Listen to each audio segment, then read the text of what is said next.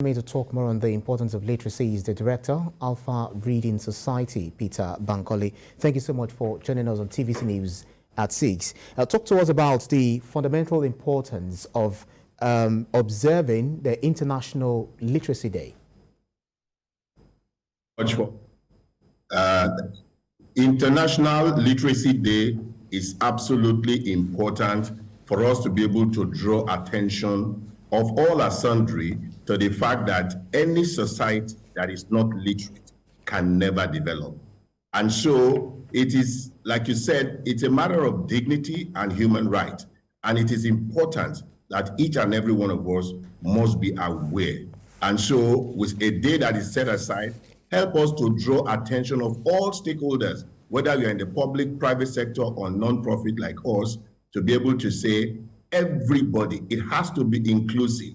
It is not for a particular segment of the people, but for all. And when all of us are literate, there is a direct relationship between literacy and development of any nation. And that's why we celebrate a day like today. Makes sense. So in that sense, poverty, unemployment, and gender inequality, etc., are part of, the some of the challenges world over. So how does literacy, or how do you think literacy can also help to tackle the scourge of this prevalent poverty, unemployment, etc.?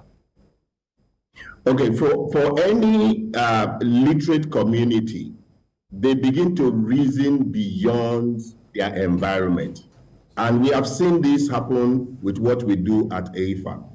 You will see that we pick a child that is in a low income community, teach them or support them to be able to be literate, and then watch them over a short period, 2-3 years, and you will see the remarkable difference. They begin to understand that that is their passport, that is their key to be able to succeed in life. And we do this in a few ways. One, we do it through book clubs. The book club inspires them, gives them the opportunity to be able to read. And when they read, they are inspired. We also do calculate to succeed. And for that one, we basically look at how they use, mathematics and things like that to be able to advance in knowledge. All of this help us to take them to a different level where they see beyond the poverty around them. And for every person that is literate, they aim for something higher. And that is what this is all about. Interesting.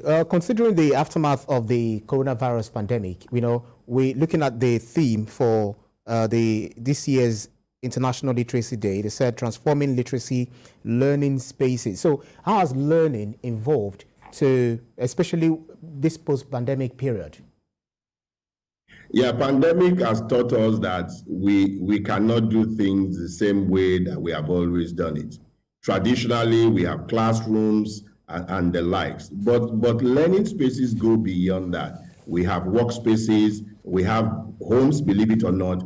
We have all kinds of, even social media are areas where we can learn. In fact, anywhere that knowledge can be impacted or transferred, that is what we refer to as learning spaces. So it can be virtual, it can be physical, and all the rest. Even churches and mosques can be tagged as learning spaces. So what we have seen is that post-pandemic, many of those learning spaces have changed. In fact, according to the data of the United Nations, UNESCO, about 24 million people may never get back to the formal learning spaces anymore. Yeah. So we need to do something about it. And you will see that in the last 1 year or so, people are beginning to learn online. And that presumes that people have access to online devices or mobile devices. Right. But it's also not true. So we need to begin to prepare for that. Right, makes sense. The Director of Enterprise Development Center, Pan-Atlantic University, Peter Bamkole, thank you so much for your time. Thank you so much for having me.